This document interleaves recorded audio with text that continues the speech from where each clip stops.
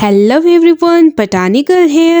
जब भी आप YouTube पर सर्च करते हैं how to make video viral in YouTube, तो आप देखेंगे कि काफ़ी सारे यूट्यूबर्स ये कहते हैं कि प्रॉपर टाइटल लगाए, प्रॉपर टैग्स लगाए, प्रॉपर डिस्क्रिप्शन लिखे। अब ये बात तो अपनी जगह ठीक है, लेकिन आपकी वीडियो वायरल होने में 80% रोल एक आई कैचिंग थंबनेल का होता है, क्योंकि YouTube आपकी वीडियो अपने ऑडियंस तक तो पहुंचा देती है, लेकिन वीडियो बोरिंग होने की वजह से वो क्लिक ही नहीं करते। जैसे अभी आपके सामने मैंने YouTube पर सर्च किया how to make video viral on YouTube, तो यहाँ पर आप देख सकते हैं कि टॉप पर जितनी भी वीडियोस आएगी उसमें एक चीज तो कॉमन है, और वो कॉमन चीज है इनकी थंबनेल में ये ग्राफ। थंबनेल को आई कैचिंग और क्लिकेबल बनाने के लिए तमाम हिट यूट्यूबर्स एक ग्राफ यूज करते हैं। जैसे मैं आपको यहाँ कुछ एग्जांपल्स दिखाती हूँ। इन ग्राफ्स को लेने के लिए यही यूट्यूबर्स आपको ये ऑफर करते हैं कि मुझे इंस्टाग्राम पे फॉलो करे तो आपको मिलेगा, मुझे टेलीग्राम पे फॉलो करे तो आपको ये मिलेगा, तो क्यों ना हम उसे खुद बनाए और वो भी बिल्कुल फ्री। यहाँ पर मेरी कुछ वीडियोस की ही थंबनेल आप देख सकते हैं, इनमें जो मौजूद ग्राफ है ये मैंने खुद क्रिएट किए हैं, तो ये सब आप सीखकर अपने थंबनेल में लगा और वायरल हो जाओ। तो यहाँ पर हम अपना एक और न्यू ब्रांड ट्यूटोरियल स्टार्ट करते हैं। So let's get started. सबसे पहले वीडियो देखने के लिए अपने मोबाइल का फुल स्क्रीन यूज करें।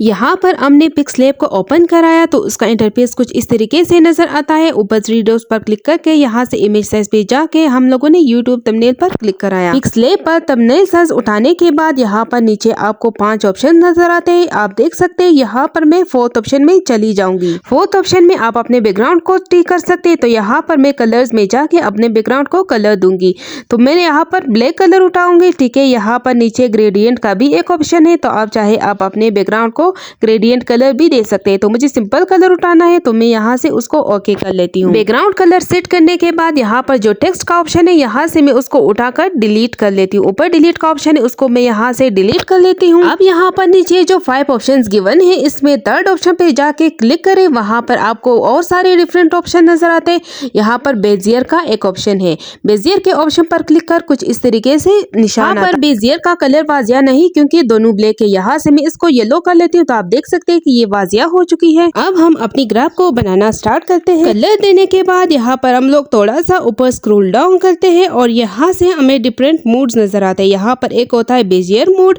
और दूसरा होता है एक्शन। बेजियर मूड में बेसिकली 3 ऑप्शंस होते हैं और यहाँ पर एक्शन मूड में 5 ऑप्शन। हम इन सब ऑप्शन का यूज 1 बाय 1 करेंगे। यहाँ पर सबसे पहले एक्शन पर जाकर प्लस आइकन पर क्लिक करें, तो यहाँ पर आप देख सकते हैं हमारी ग्राफ सिर्फ एक डॉट में कन्वर्ट हो चुकी है। अब यहाँ पर बेजियर मूड में आकर ये 3rd ऑप्शन पर क्लिक कराया।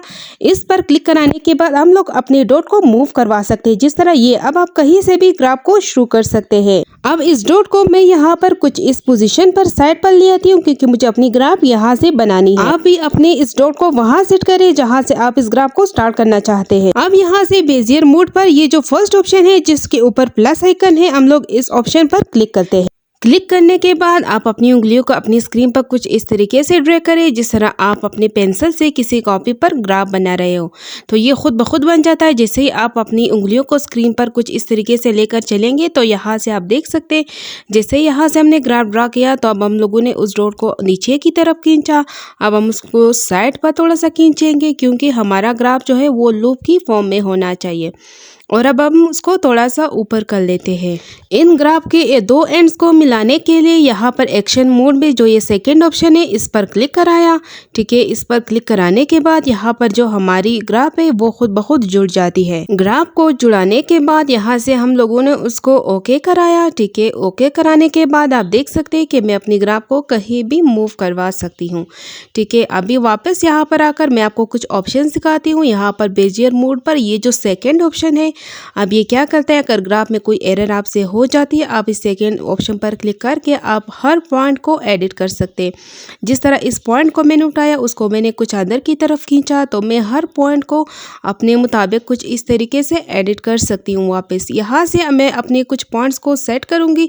ठीक है, ताकि मेरा ग्राफ जो है वो एक प्रॉपर लूप में बने। आप देख सकते हैं। ठीक है, आप भी अपने ग्राफ को कुछ इस तरीके से एडजस्ट कर सकते हैं। ये तमाम पॉइंट्स एडजस्ट होने के बाद आप देख सकते हैं यहाँ पर ओके कराने के बाद आप देख सकते हैं कि जो मेरी ग्राफ है उसकी फाइनल लुक कुछ इस तरीके से बन जाती है। ठीक है, आप देख सकते हैं। अब नेक्स्ट बारी आते हैं यहाँ पर जो स्ट्रोक है उसकी लाइनिंग की, उसके कलर की, और जो ग्राफ के अंदर कलर है उसकी आती है। अब हम वापस बेजियर की एडिट मोड पर जाते हैं और यहाँ से जब हम लोग थोड़ा नीचे से स्क्रॉल डाउन करते हैं तो यहाँ पर स्ट्रोक का एक ऑप्शन नजर आता है।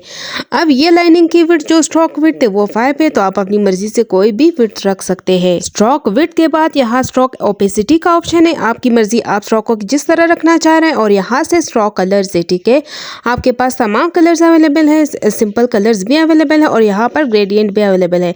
तो यहाँ से आप स्ट्रोक का कलर भी दे सकते हैं, आप स्ट्रोक की ओपेसिटी भी कम ज्यादा कर सकते हैं और स्ट्रोक का विड्थ भी कम ज्यादा कर सकते हैं। स्ट्रोक डन करने के बाद आप ग्राफ के अंदर की बारी आती है, तो यहाँ से ऊपर स्क्रॉल डाउन करके यहाँ से ओपेसिटी का एक ऑप्शन है।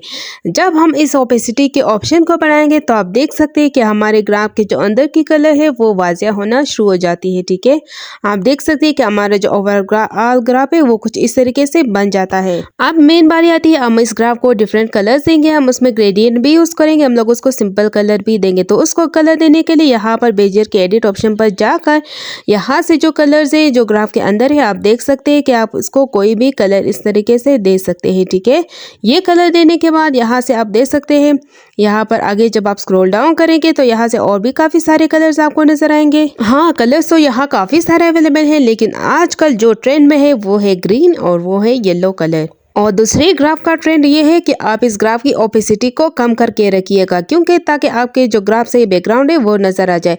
तो यहाँ से हम इसकी ओपेसिटी को कम करेंगे तो यहाँ से फिर ये ग्राफ कुछ इस तरीके से नजर आता है। यहाँ से आप इसकी ओपेसिटी अपनी मर्जी से ज्यादा कम कर सकते। तो आप देख सकते हैं कि एक प्रॉपर ग्राफ बन गया है। अब हम लोग उसको मल्टीपल कलर्स देंगे और इसको और भी इंटरेस्टिंग बनाएंगे। हमने यहाँ पर सारे मोड देख लिए, लेकिन यहाँ पर एक्शन में जो लास्ट के 2 मोड्स है वो रहते हैं। ठीक है, उसमें आप जस्ट ये कर सकते हो कि आप इस ग्राफ को रोटेट कर सकते हैं और यहाँ पर आप इस ग्राफ को छोटा बड़ा कर सकते हैं। अब अगर आप लोग एक कलर के बजाय इसको मल्टीपल कलर देना चाहते हैं तो यहाँ पर आप देख सकते हैं कि फर्स्ट ऑप्शन कलर का है, सेकेंड ऑप्शन ग्रेडियंट का है। ठीक है, ग्रेडियंट पर जाकर आपको मल्टीपल कलर्स मिल सकते हैं। यहाँ पर जो रेड एंड ग्रीन का जो कलर है ये मैंने खुद एडिट किया है, आपको ये नहीं मिलेगा, आप उसको अपनी मर्जी से एडिट कर सकते हैं। अब हम लोग कुछ कलर्स क्रिएट करेंगे जो बहुत ज्यादा ट्रेंडिंग में है। ग्रेडियंट कलर में जो सबसे ट्रेंडिंग पे कलर्स है वो एक है ग्रीन और रेड, सेकेंड वन है येलो एंड ब्लैक। यहाँ पर मैं आपको ये कलर्स अप्लाई करके भी दिखाती हूँ और आप देख सकते हैं कि ये कितना इंटरेस्टिंग लगेंगे। आप देख सकते हैं जब इसकी ओपेसिटी कम होगी तो ये और भी कूल लगेंगे। ऐसे कलर्स आपको ग्रेडियंट में अवेलेबल नहीं, इसे हम खुद बनाएंगे। ठीक है, तो हम लोग उसको बनाने के लिए सबसे पहले कोई भी ग्रेडियंट ले लेते, इसको ले लेते।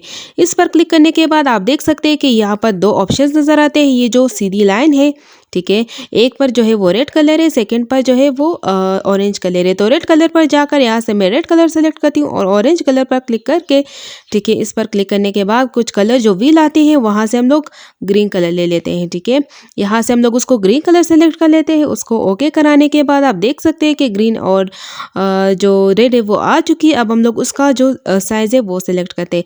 यहाँ पर जो ग्रीन का कलर है वो मैं कॉर्नर पर सेट करती हूँ, तो मैं यहाँ से उसको ओके करती हूँ और इन कलर्स को अप्लाई करने के बाद ये कुछ इस तरीके से नजर आता है जो कि बहुत खूबसूरत लगता है। तो यहाँ पर ये ग्राफ हमारी 4 स्टेप्स में बन गई। सबसे पहले हमने ग्राफ ड्रॉ किया, फिर इसको कलर दिया, इसका स्ट्रोक जो है वो अरेंज किया। अब हमने इसकी ओपेसिटी को कम कराया। ओपेसिटी को कम करने के बाद जो सबसे लास्ट स्टेप बचती है वो है इसका बैकग्राउंड रिमूव कराना। ट्रांसपेरेंट बैकग्राउंड लगाने के लिए जो नीचे 5 ऑप्शन दिए है, तो यहाँ पर जो 4th ऑप्शन है वहां पर हम जाएंगे। ठीक है, यहाँ पर जो ट्रांसपेरेंट का ऑप्शन नजर आता है इस पर क्लिक करते हैं तो यहाँ पर एक ट्रांसपेरेंट ग्राफ बन जाती है। अब आप इस ग्राफ को जिस तरह के बैकग्राउंड के ऊपर भी इंपोर्ट करो तो ये सिर्फ एक ग्राफ नजर आता है, ये एक पूरा पिक्चर नजर नहीं आता और यहाँ से आप उसको इंपोर्ट कर सकते हैं। एक और ट्रेंडिंग कलर जो कि हमारे पास येलो और ब्लैक है। ठीक है, मैंने इसी तरह जिस तरह हम लोगों ने रेड और ग्रीन को लिया था उसी तरह इसके कलर्स को लिए, उसको उस तरीके से एडजस्ट किया।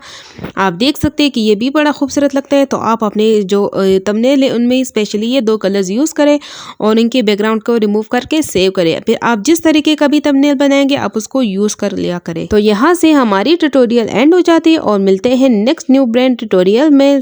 Take care, bye bye.